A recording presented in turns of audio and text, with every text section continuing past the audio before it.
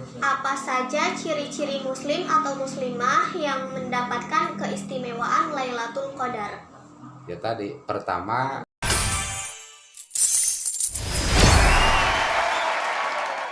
3, 2, 1, action.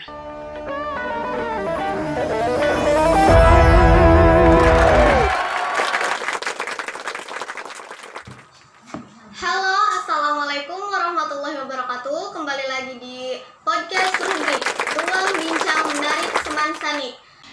Saya Irma Pujila dan di sini kita kedatangan narasumber yaitu Bapak Ustadz Haji Sadudil Murtado SHI. Assalamualaikum Pak, selamat datang. alhamdulillah, waalaikumsalam warahmatullahi wabarakatuh. Gimana Pak kabarnya? Alhamdulillah, baik-baik saja. Alhamdulillah. Bapak kesibukannya di bulan Ramadan ini bagaimana Pak? Gimana? Bisa disebutkan sibuk ya, bisa tidak ya, karena yang namanya dunia mengajar itu kan kegiatan keseharian, sekalipun dalam masa COVID-19, tapi kan yang namanya pesantren tidak terkenal itu. Kegiatan 24 jam tetap dilaksanakan. Pasti ada perbedaannya ya Pak, karena pandemi. Ada sedikit. Ya. Baik Pak, di sini kita akan berbincang-bincang mengenai Ramadan. Baik Pak, menurut Bapak hakikat puasa yang sebenarnya itu seperti apa dan bagaimana hukum puasa tapi tidak sholat? Apa saja tanda-tanda puasa yang diterima Allah? Cukup? Ya Pak. Ya, baik. Dengan mengucapkan Bismillahirrahmanirrahim, pertanyaan yang luar biasa, cukup bagus. Sebagaimana dalam Al-Quran dinyatakan bahwa di sana tertera A'udzubillahi minasyaitonirrajim, Bismillahirrahmanirrahim. Ya ayyuhalladzina amanu kutiba alaikumusiyam kama kutiba alal ladzina min qablikum la'allakum tattaqun. Wa kadzalikal ayah. Bismillahirrahmanirrahim. Syahrul Ramadan alladzi unzila fihil Qur'anu hudan linnasi wa bayyinati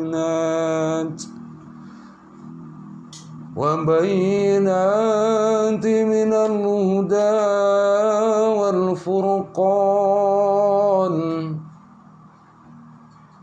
Faman syahida minkumus syahra falyasum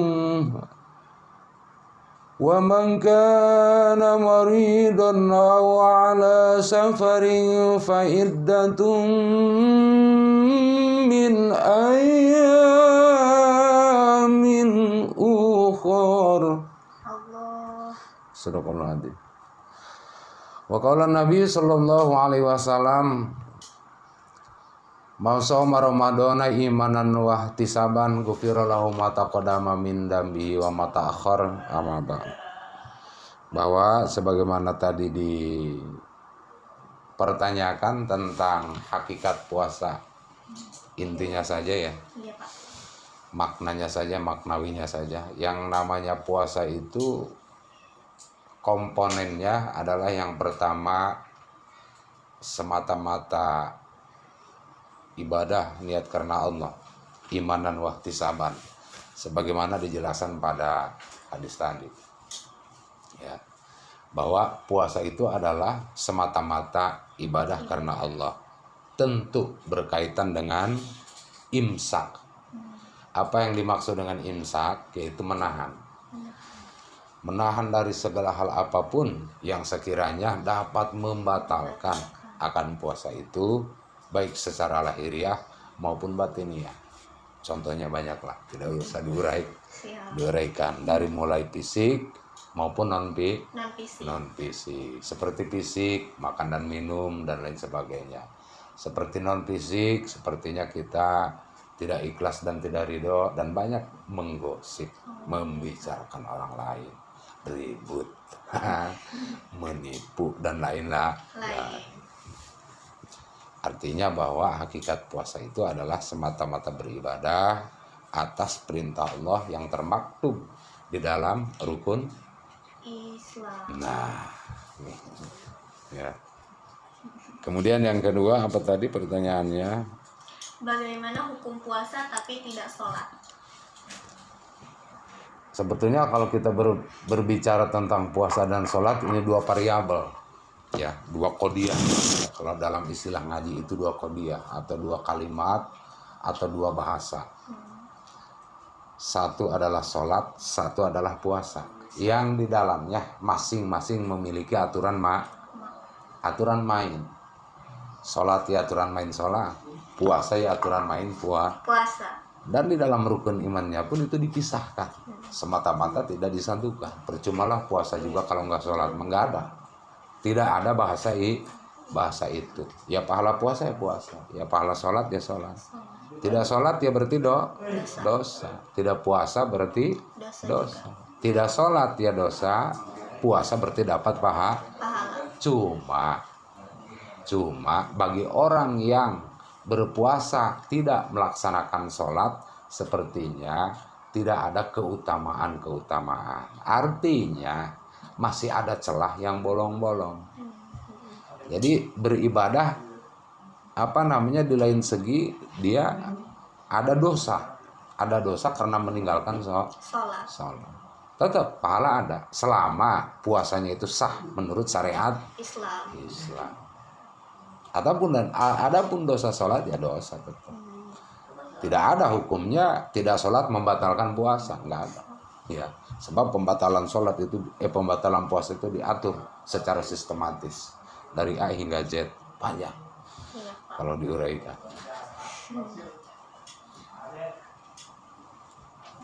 Lanjut Pak ke pertanyaan selanjutnya. Bolehkah sahur pada saat azan subuh berkumandang karena baru terbangun? Dan apa hukum tidur sepanjang hari di saat puasa? Adapun bangun sahur setelah subuh tiba. Subuh tiba, dia baru bangun. Kemudian makan atau minum sahur, tidak boleh. Oh, tidak boleh. Kecuali begini. Contoh, misalkan kita sedang makan atau ngopi atau minum, subuh. Kalau dilanjutkan makan itu membatalkan puasa, tapi kalau stop, dikeluarkan lagi, tidak batal puasanya, tidak membatalkan puasa. Itu menurut mazhab Imam Syafi'i.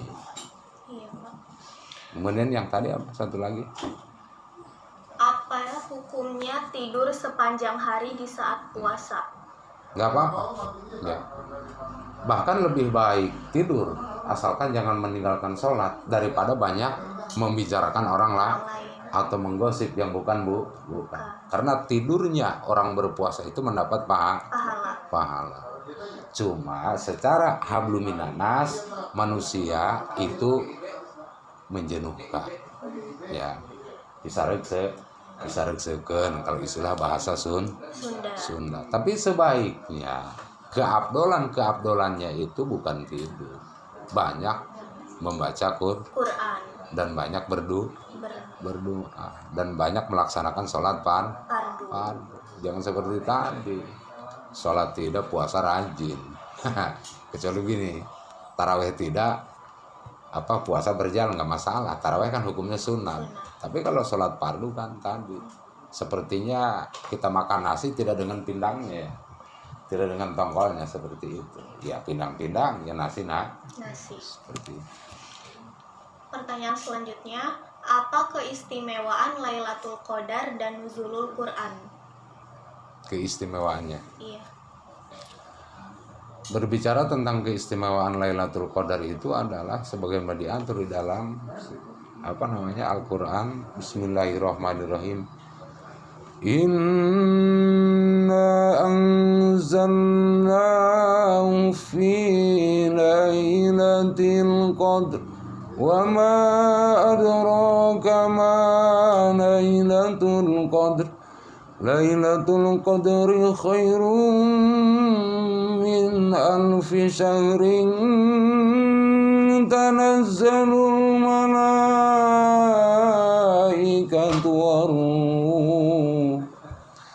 waruh fiha biizni rabbihim min kulli amrin Salamun hiya hatta matla'il fajr. Keutamaan Lailatul Qadar itu luar biasa. Salah satu qada Allah ya. Salah satu qada Allah itu adalah hukum Allah yang tidak diberikan tiap bulan, tiap saat atau tiap malam atau tiap siang. Tapi hanya 1 tahun sekali. Itu pun terjadi di bulan suci Ramadan. Keistimewaannya apa? Tanazzalul malaikatu waruh. Tanazzalul malaikatu waruh itu para malaikat itu turun ke bumi pada saat Allah menetapkan Lailatul Qadar. Fiha bi'izni rabbihim min kulli am, atas izin Allah untuk memberikan dan membereskan perkara-perkara yang ada di dunia. Apa itu? Salam hiya hatamat nail fajr. Kehormatan dari Allah Ta'ala, bukan dari manusia. Artinya di sana ridho, magfirah, kemudian apalagi karomah, kemudian apalagi fadl Allah. Pokoknya keutamaan, keistimewaan dari Allah Subhanahu wa Ta'ala. Jadi kelebihannya itu bagi siapa saja yang menemukan Lailatul Qadar itu pasti diberikan derajat kemuliaan yang luar biasa, berbeda dengan yang lain. Hanya mendapatkannya sulit. Terus apa lagi? Pertanyaan selanjutnya, mana yang lebih utama, puasa Syawal atau membayar hutang puasa Ramadan? Dan bagaimana jika kita punya hutang puasa Ramadan dan belum menggantinya pada saat bulan Ramadan berikutnya telah tiba? Coba diulang pertanyaannya, itu sepertinya agak ngejelimet itu. Pertanyaan selanjutnya, mana yang lebih utama, puasa Syawal atau membayar hutang puasa Ramadan? Dan bagaimana jika kita punya hutang puasa Ramadan dan belum menggantinya pada saat bulan Ramadan berikutnya telah tiba? Mengganti, bahasanya diganti, itu mengkodok berarti ya, bukan mengganti. Mengkodok puasa itu lebih utama daripada puasa Syawal. Dan yang lebih utama lagi, puasa Syawal jojong, ya kodok juga jojong. Berarti dibarengin ya? Nyawalan, mengkodok, bagusnya jangan. Silahkan nyawalin dulu, setelah nyawalin langsung kodok. Kalaupun tidak bisa, misalkan karena malas atau apalah, ya lebih penting mengkodok puasa. Kenapa? Sebab mengkodok puasa bulan suci Ramadan itu hukumnya wajib dan berdosa.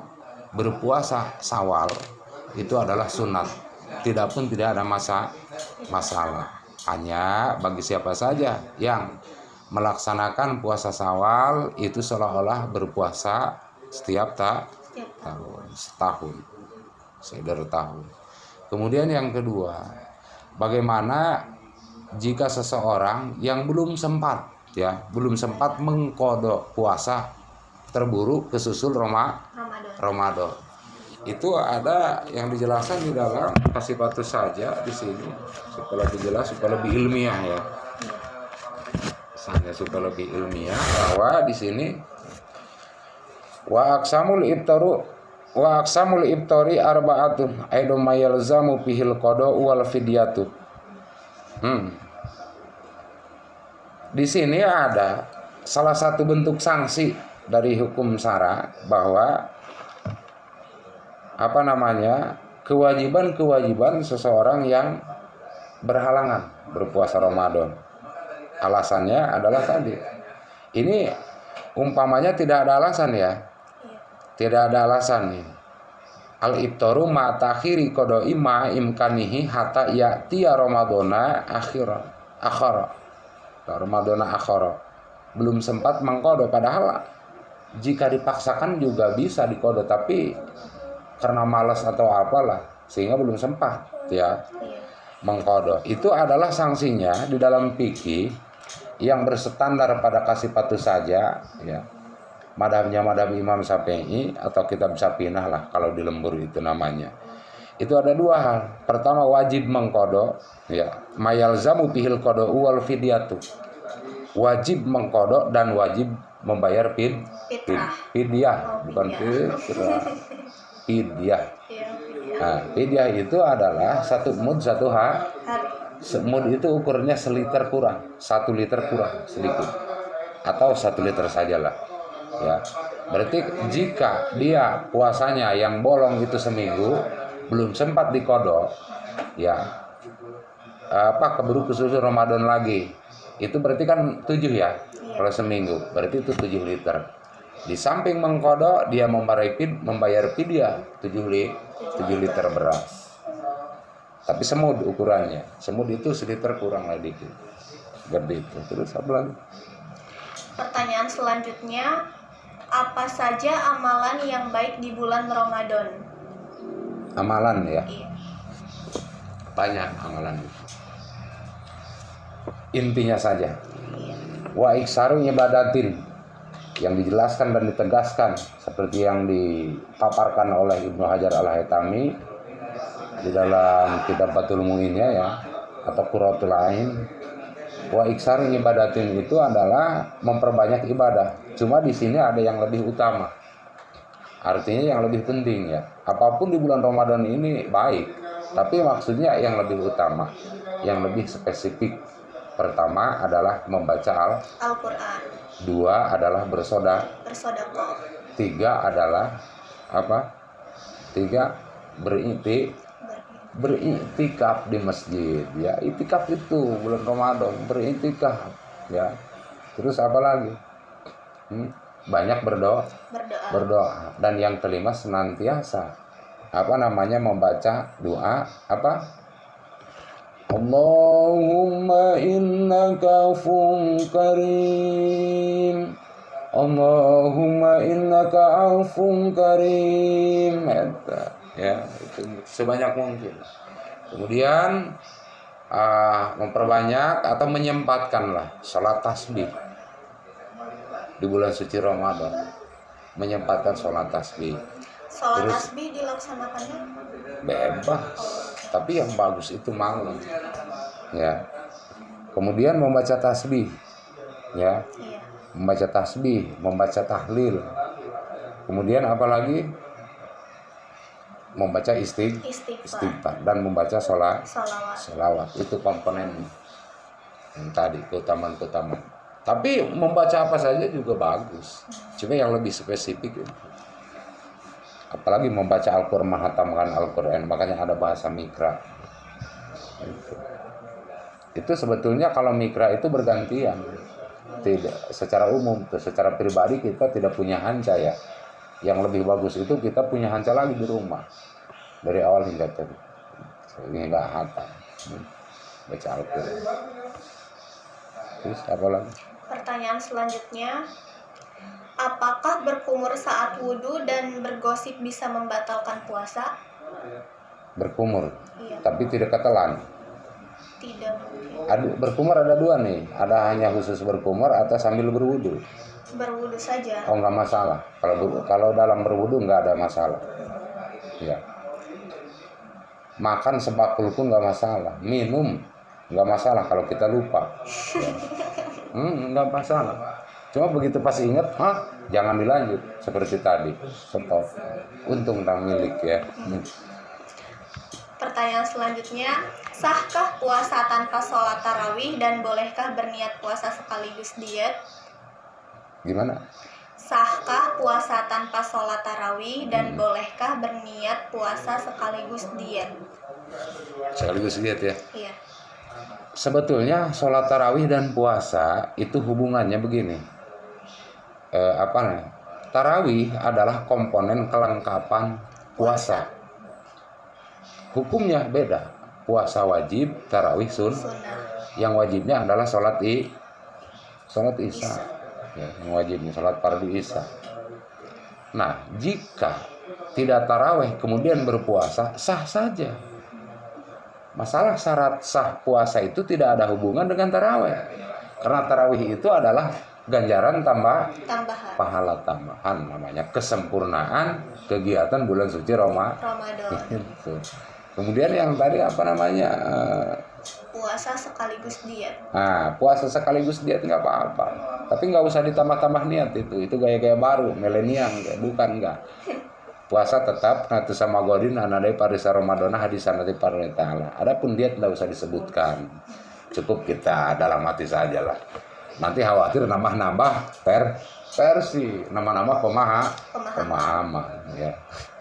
Pertanyaan selanjutnya, bagaimana cara mengetahui ciri-ciri Lailatul Qadar? Mengetahui ciri-ciri Lailatul Qadar ini harus dibuka mujarobat ya. Baik ya, apa tadi untuk mengetahui Lailatul Qadar secara penanggalan ya. Tentunya tidak bisa secara tidak ada mengetahui Lailatul Qadar di Lailatul Qadri, dalil yang pasti tidak ada. Ya, jangankan kita, para pengarang kita, para aulia Allah juga itu tidak qadri, tidak memastikan. Itu hanya sebatas perakiraan menurut pengalaman mereka yang sudah menemukan gitu. Nah, jadi apa namanya? Menurut Imam Ghazali, qolal Ghazali wa ghairuhu annaha ta'lamu fihi bil yaumil awali min syahri fa in kana awaluhu yaumal ahad aw yaumal arba fahiya lailatul tisin wa isrina. Cirinya begini. Ya, menurut Imam Ghazali bahwa untuk memprediksi bahasanya ya, untuk annaha ta'lamu fihi, untuk memprediksi fihi bil yaumil awali min syahri, apabila pertama puasa diawali dari hari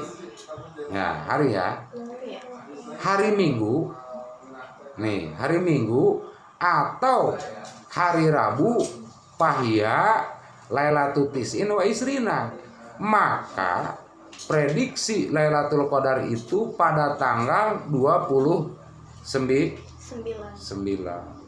Apa tadi? Jika diawali yaumal ahad, ya, diawali hari Minggu atau hari Rabu. Kita berarti mulainya hari Selasa ya. Iya. Nanti diprediksi ya. Kemudian yang kedua, aw yaumal isnaini fahiya lailatun ida wa isrina. Apabila diawali pada hari Senin, maka prediksi Lailatul Qadar itu adalah pada tanggal 21. Kalau hari Senin dimulai puasanya. Tanggal 21. Aw yaumul salas, aw yaumul jum'ah fahiya lailatas sab'in wa isrina. Dan apabila dimulai hari Selasa atau awil Jum'ata atau hari Jumat, fahiya, maka prediksinya Lailatul Qadar Lailatus Sab'in wa Isrina, Lailatus Sab'in wa Isrina. Tanggal berapa? 27. Lailatus Sab'in berarti malam 7 wa Isrina 20 berarti 27. Ini semuanya bahasa Arab ya. Iya. Apa tadi? Kita awal puasa hari Selasa. Berarti prediksi Lailatul Qadar tanggal 27. Nah, begitu ya. Ini menurut Imam Ghazali. Awil Khamis atau awal puasanya pada hari Kamis, maka prediksi Lailatul Qadar fahiya Lailatul Khamisi wa Isrina. Diperkirakan tanggal 25. Tanggal 25 itu Lailatul Qadar. Ya, tanggal 25. Ayam Sabtu atau hari Sabtu nih.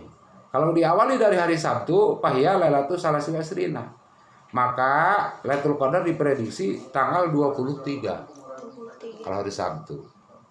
Kalau hari Kamis tadi tanggal berapa? 25.